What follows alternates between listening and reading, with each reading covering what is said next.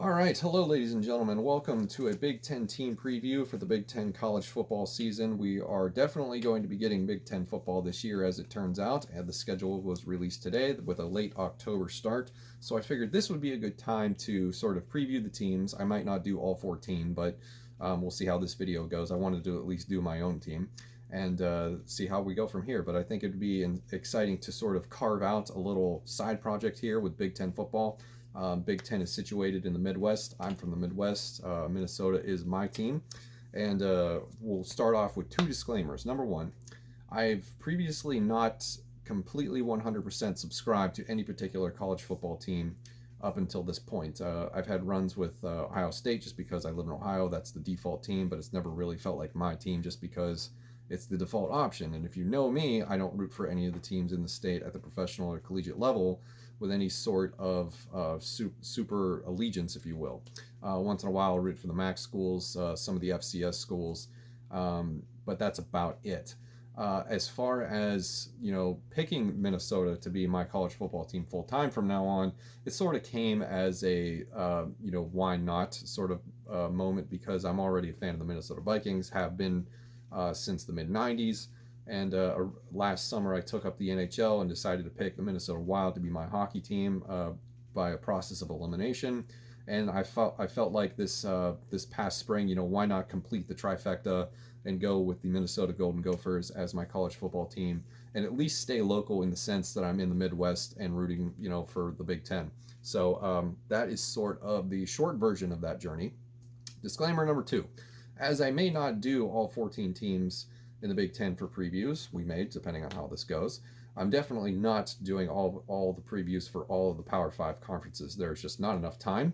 I don't get paid to do this, and most of the other teams have already either completely wiped their season or are underway currently. This is the second week of the full slate of college football games, and I believe Clemson right now is beating up on the Citadel, so there's no point to really doing any of those. So we have some time between now and late October to talk about the Big Ten, so I figured the preview videos for the NFL did very well, so we'll do some for these.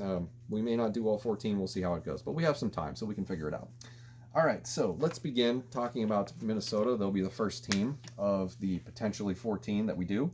The 2019 recap, similar how we did for the NFL. They were 11-2 overall, 7-2 in Big Ten conference play. Season ended with the Outback Bowl with a win over Auburn, 31-24. Now we'll talk about the key departures. After a great season, what happens is you lose coaching staff and you lose good players. So, key departures I have listed here: free safety Antoine Winfield, drafted by the Tampa Bay Buccaneers, 83 tackles, 7 interceptions, 3 sacks, unanimous All-American. He will be sorely missed. I'll never forget as I watched it last year in their game against Penn State at home, that first interception to open up the game on defense. I believe that was his 6th of the season. Athlon Sports has him as a rising star, highest rated recruit of the 2019, I'm sorry, I'm getting ahead of myself. That's my notes for later. Back to Antoine Winfield: 83 tackles, 7 picks, 3 sacks. He will be sorely missed. Moving on to Tyler Johnson, who was also drafted by the Tampa Bay Buccaneers, surprisingly, so they get to be teammates at the next level. 86 receptions, 1,318 yards, 13 touchdowns last year. First team all Big Ten wide receiver. Definitely going to be missed, but luckily they have another one who is coming back after originally opting out, who we'll talk about in a minute. On the defensive side, Carter Coughlin, who was another player they lost in the offseason to the NFL. He had, where's my notes here? This is unorganized as hell. 49 tackles, 4.5 sacks, and 3 forced fumbles. So those are the key departures. And now we will move on to the sort of projected depth chart. Now, another disclaimer: this is the most recent one that I could find, so if there's mistakes, please feel free in the comments section to point it out. I'm learning with you as we go. There will be no sort of animosity in correcting me, and let's all learn together and have a good time enjoying football. So instead of going through every single player and every single skill position, because I don't believe I'm qualified just yet, maybe we'll do that next year, I'm just going to talk about a few players that I find intriguing and say some nice things about them. First one being Tyler Newman, who is likely to take over for Antoine Winfield at the free safety position. This is the part of my notes where I got jumbled earlier. Athlon Sports calls him a rising star, highest rated recruit of the 2019 recruiting class. Started all 12 games last year on special teams, played all of the special teams units, so they were able to cut his teeth, get him some experience. So he's going into this season with some on the field experience that he'll be able to translate into starting on defense. Micah Treadway, I'm going to stumble over that name a whole bunch. The leader up front with his 6th year of eligibility at the nose tackle position, 6'4", 315 pounds. He will need to contribute mightily to this team that lost so many starters. I believe they're only returning 5 on defense. So the defensive numbers have a ways to go in terms of, sort of replicating what they did last year. They were 6th in the Big Ten in defensive scoring and 37th in the nation. So it's going to be a challenge for a defense that's been retooled in a conference that has a lot of good players on offense.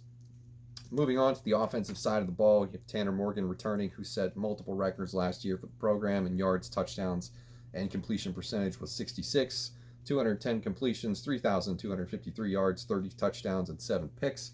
Very excited to see him throw the ball. He's on the outside, the very, very close to the line, fringe, if you will, conversation of the Heisman Trophy and a potential decently, not high, but like probably mid-round draft pick, if you will.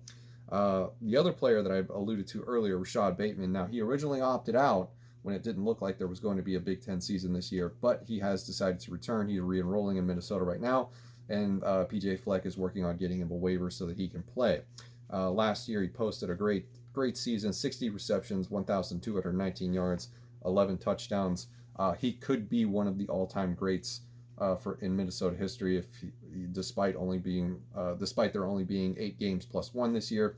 And I definitely believe that he is worthy of a potential first-round pick. So we'll see how that goes and translates on the field this year. Very excited to see him back because I was like, whoa, this will be my first year watching every single Minnesota game, and he's not going to be there.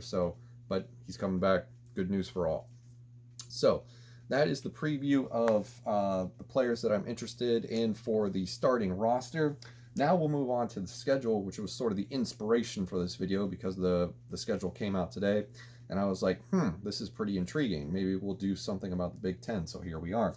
So the schedule looks as follows. We're going to open up on October 24th at home against Michigan. That's an intriguing game because who is going to be taking over for Shea Patterson? I know a little bit about this. So right now I believe McCaffrey is listed as the starter. So it'll be interesting to see how that goes out. But getting them at home is probably more beneficial than not, because despite the fact that there's unlikely to be fans in the stands, or at least a minimal number of fans, getting to play in your own home stadium against a really tough opponent as the opener is about as good as you can ask for. Halloween night, October 31st, road game at Maryland. November 7th, road game at Illinois. November 14th, a home game against Iowa. Once again, you get a pretty strong opponent at home. But the other sort of storyline of this is that Iowa is going to be breaking in a new quarterback after Stanley has moved on to the NFL. I believe right now he's on the Vikings practice squad, last I checked. That could be incorrect depending on what time this video gets posted. November 21st, a game against Purdue. That feels like a trap game. November 22nd is the big time test on the road against Wisconsin. By that time, I anticipate there being more fans in the stands than not, so that might have some home field advantage to it. December 5th against Northwestern, and we end the season on the road December 12th against Nebraska. Now, interestingly enough, I'll go ahead and read the original schedule because this schedule is the third iteration of this. This is the third time that they've tried it. Previously, they had the original schedule with all 11 games. I believe is what it was, 11 or 12. And then they were trying to do a shortened season with just 10. Then they decided to cancel. Now we're back and we have 8. So the original schedule would have been Florida Atlantic, Tennessee Tech, Iowa, BYU, a road game against Maryland, a road game against Wisconsin, Michigan, road game Illinois, road game Michigan State, Purdue, Northwestern, and Nebraska on the road. So we've, for the most part, retained the Big Ten portion of that conference. All the out-of-conference games are gone, but the Big Ten portion of it is intact -1. Michigan State is no longer on the schedule. We also got the luxury of not having to play Ohio State or Penn State this year.